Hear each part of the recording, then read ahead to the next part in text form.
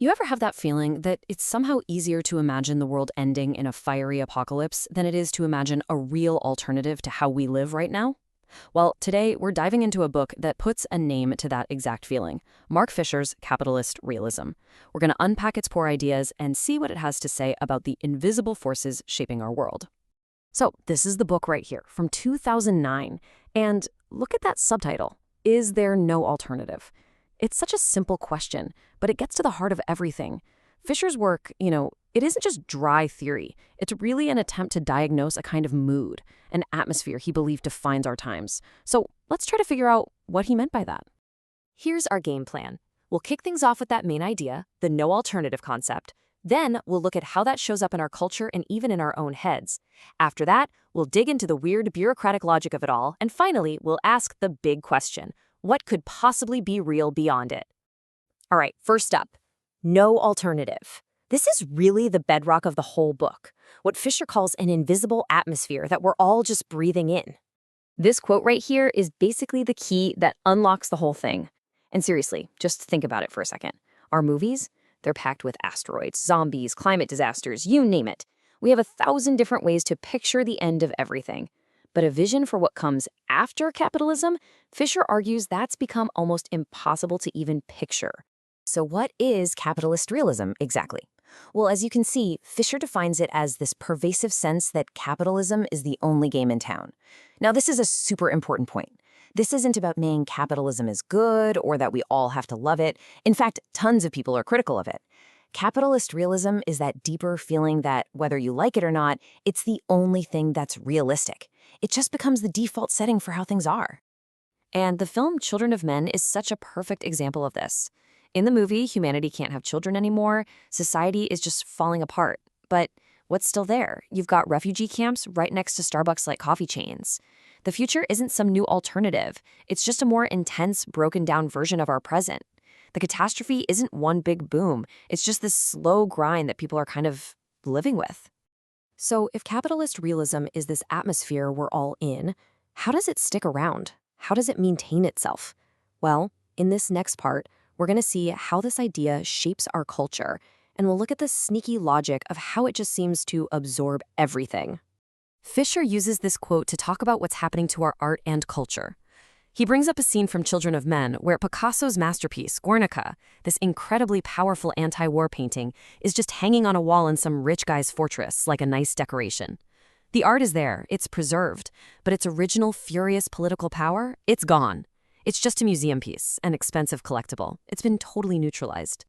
Okay, this is a really subtle but fascinating shift. Back in the day, the dynamic was incorporation. Think about punk rock. It starts out as this raw, anti-mainstream movement. But eventually, the system grabs it, cleans it up, and sells ripped jeans in department stores. It incorporated the rebellion. But Fisher says we're now in a new stage, pre-corporation. This is where the system doesn't even wait for rebellion to pop up. It anticipates our desire for rebellion, and it pre-packages it for us. It creates things that already feel edgy and anti-establishment from the get-go. And for Fisher, Kurt Cobain was the ultimate symbol of this trap. I mean, here's a guy whose entire identity was built on this rage against the corporate machine. But he was painfully aware that MTV was turning that rage into a product to be sold. His protest was part of the spectacle. He even knew that being aware of the irony was itself a cliché. It's this awful catch-22 where to succeed is to fail because you just become the system's newest commodity. This whole logic of absorbing dissent is everywhere, even in things that seem to be fighting the system. So take a movie like WALL-E. It's a great film, right? And it has this pretty clear message critiquing our throwaway consumer culture. So you'd think watching it is an act of resistance. But Fisher would say, not so fast. He calls this interpassivity. The idea is that the film does the anti-capitalist work for us. We watch it, we feel bad about pollution, we get mad at the big corporation in the movie, and then we feel like we've done our part. The movie was angry on our behalf, so we can walk out of the theater feeling like we're on the right side of things, and then go on living just as we did before. So if this is happening all over our culture, what's the effect on us, on a personal level? Well, this next section gets into the psychological toll that Fisher argues the system takes on all of us. And this cost isn't just some vague feeling. Fisher points to some pretty startling data. He cites studies showing that in Britain, the rates of mental distress almost doubled for people born in 1970 compared to the generation born just after the war in 1946. For Fisher, a leap that big isn't just random. He sees it as a direct symptom of a society that has offloaded all its pressures and anxieties onto the shoulders of individuals.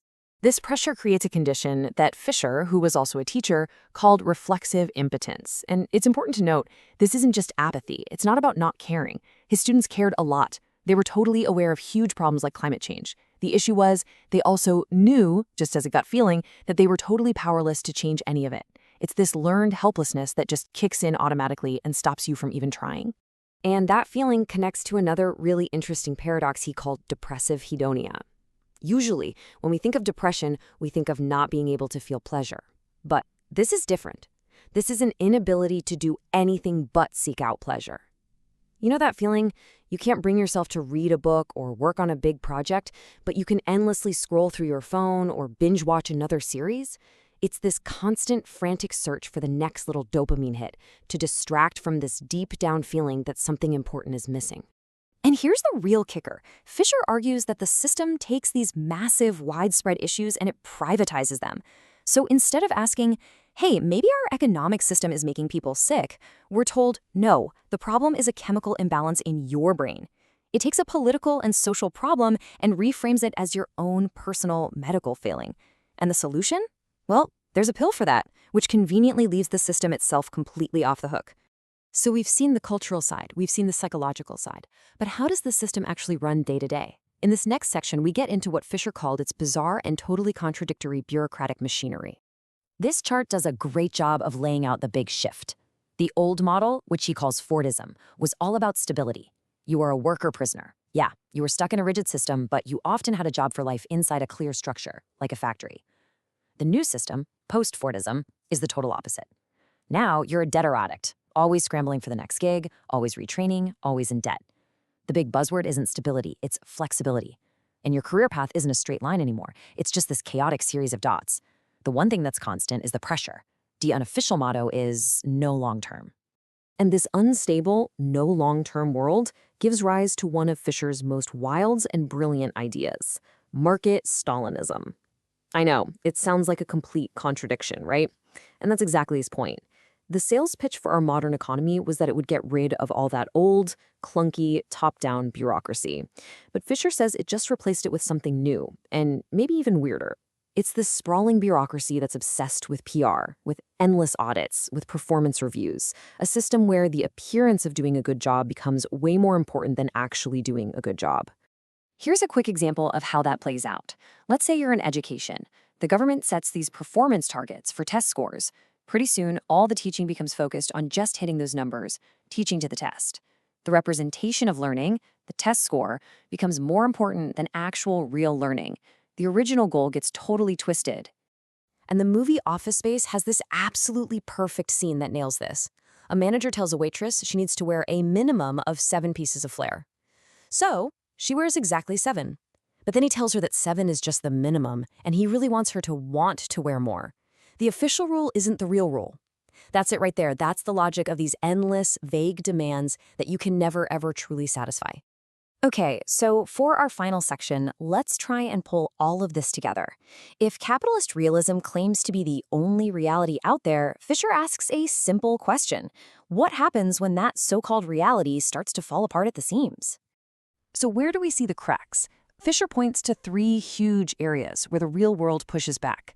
First, there's environmental catastrophe. A system that requires infinite growth on a planet with finite resources, well, that's just not realistic, is it? It defies physics. Second, the mental health crisis we talked about. Any system that makes this many people feel this bad can't really be called functional. And third, the endless bureaucracy. Our daily experience of pointless paperwork and meetings flies in the face of the PR about a streamlined, efficient world. These aren't just little glitches, they're fundamental contradictions. And Fisher gives us this perfect metaphor for what it feels like to be stuck in this system, the corporate call center. I mean, think about it. You're trying to solve a problem, you're navigating phone menus, getting transferred from person to person, telling your story over and over. No one seems to have any real power to help you. It's just this vast, impersonal, frustrating maze where you can't find anyone who's actually in charge. For Fisher, that experience is the experience of capitalist realism. And that brings us back to where we started, really, with a question. Fisher's whole point wasn't to give us all the answers. It was to get us to question the premise that there's no alternative in the first place. Because if this reality we're told is the only one is actually full of holes and contradictions, maybe we can start to see it as just one possibility among many. And if we can do that, well, what else becomes possible?